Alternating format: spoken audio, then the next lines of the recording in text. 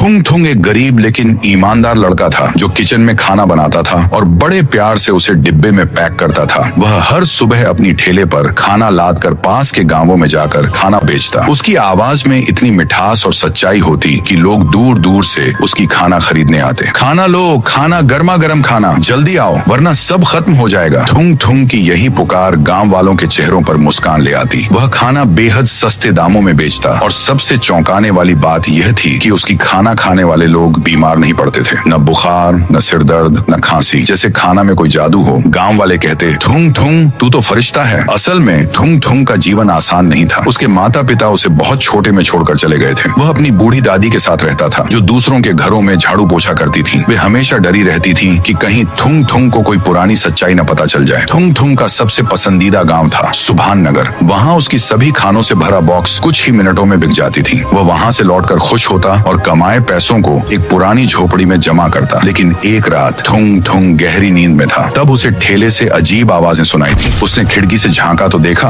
उसका ठेला खुद चल रहा था। वह डर गया। अचानक ठेला गायब हो गया। लेकिन जैसे ही वह पीछे मुड़ा वही ठेला उसके सामने खड़ा था और उसके अंदर से किसी के रोने की आवाज आ रही थी। वह घबराकर जाग गया। उफ, क्या डरावना सपना था। लेकिन जब बाहर गया तो देखा ठेला सच में अपनी जगह से खिसक चुका था और उसके पहिए पर खून के धब्बे थे। उसने जल्दी से झाड़ू उठाया और ठेले को साफ करने लगा। तभी उसका दोस्त राय स्टार भागता हुआ आया और बोला, थुंग थुंग कल रात सुभान नगर में एक आदमी की दर्दनाक मौत हो गई और उसके पास तुम्हारे जैसा ही एक ठेला मिला है। थुंग थुंग की आंखें फटी की फटी रह गईं। कहीं मैंने किसी को मार तो नहीं दिया? नहीं, मैं ऐसा नहीं कर सकता। इसके बाद हर रात सुभान नगर में एक रहस्यमयी ठेला दिखाई देने लगा। वह गांव के बीचों बीच जाकर रुकता और खुद ब खुद आवाजें आने लगती। खाना ले लो, खाना, गर्मा गर्म खाना। आवाज इतनी डरावनी होती कि लोग खींचे चले आते और जैसे ही कोई खाना उठाकर खाता उसका शरीर बम की तरह फट जाता। अगली सुबह लोगों के लाशें दिखाई देता और वहीं उसके पास ठेला खड़ा मिलता। गांव वाले अब थर थर कांपने लगे। रात होते ही अपने घरों में दरवाजे बंद कर लेते। थुंग थुंग को अब समझ आने लगा था कि यह सब किसी आत्मा या बुरे रहस्य का नतीजा है। थुंग थुंग ने ठान लिया कि वह खुद इस रहस्य की तह तक जाएगा। उसी रात उसने अपने ठेले की निगरानी शुरू की। रात के तीसरे पहर अचानक ठेला अपने आप चलने लगा। वह उसका पीछा करता हुआ सुभान नगर पहुंचा। गांव के बीचों बीच जाकर ठेला रुका। अचानक ढेर सारी खाने का बॉक्स उसके आसपास आ गई। फिर वही आवाज गूंजने लगी, खाना लो, खाना, गर्मा गर्म खाना। लोग जैसे सम्मोहित हो गए और ठेले की ओर बढ़ने लगे। थुंग थुंग चिल्लाते हुए बोला, रुको। लेकिन तब तक बहुत देर हो चुकी थी। सभी लोग मारे जाते हैं। थुंग थुंग घबरा गया और भागता हुआ अपनी दादी के पास पहुंचा। दादी, मेरा ठेला लोगों को मार रहा है। दादी कांपते हुए बोली, बेटा वो वापस आ गया है, अब कुछ नहीं बच पाएगा। थुंग थुंग घबराकर बोला, कौन दादी, कौन वापस आ गया है? लेकिन दादी कुछ कहे बिना चुपचाप कमरे में चली गई। अगली रात थुंग थुंग ने ठेले के सामने खड़े होकर चिल्लाया, तू कौन है, क्यों कर रहा है ये सब? अचानक ठेला एक इंसान में बदल गया। वह कोई और नहीं बल्कि थुंग थुंग के पिता थे। उन्होंने रोते हुए कहा, बेटा जब तू छोटा था मैं और तेरी माँ सुभान नगर में खाना बेचते थे। लोग हमारी खाना की तारीफ करते नहीं थकते थे। एक दिन जब मैं थोड़ी देर के लिए गया किसी ने मेरी खाने में जहर मिला दिया। मुझे कुछ नहीं पता था। मैंने सब खाना खुशी खुशी बेच दी। उसके बाद जो भी वह खाना खाता वह मारा जाता था। गांव वालों ने मुझ पर इल्जाम लगाया और मुझे पीट पीट कर मार डाला। मेरी लाश को ठेले में डालकर गांव के बाहर फेंक दिया गया। तभी से मेरी आत्मा ठेले में कैद है। यह कहकर वह फिर से ठेला बन गए और आसमान में उड़ गए। थुंग थुंग अब सब समझ गया। मुझे अपने पिताजी का बदला लेना है, लेकिन सही तरीके से। अगले दिन वह गांव में पहुंचा और सबको इकट्ठा किया। अगर आप मेरी मदद करेंगे तो हम सब इस ठेले से छुटकारा पा सकते हैं। फिर उसने पूरी सच्चाई सबको बताई। लोग हैरान रह गए। थुंग थुंग बोला, हमें उस आदमी को ढूंढना होगा जिसने खाने में जहर मिलाया था। सबकी नजर गई गांव के एक आदमी पर गई, व्हाइट 444, जो वर्षों से सबकी नजरों से बचकर रह रहा था। ठेले में अचानक जान आ गई और वह व्हाइट 444 को उठाकर आसमान में उड़ गया। उसकी भयानक चीखें दूर तक सुनाई दी और फिर सब शांत हो गया। उस दिन के बाद सुभान नगर में कभी कोई रहस्यमयी ठेला नहीं आया। गांव के लोग फिर से हंसने लगे, खुले में घूमने लगे और थुंग थुंग को सिर आंखों पर बैठा लिया। वह हर दिन खाना बेचता, पर अब सिर्फ पेट नहीं, लोगों का दिल भी भरता।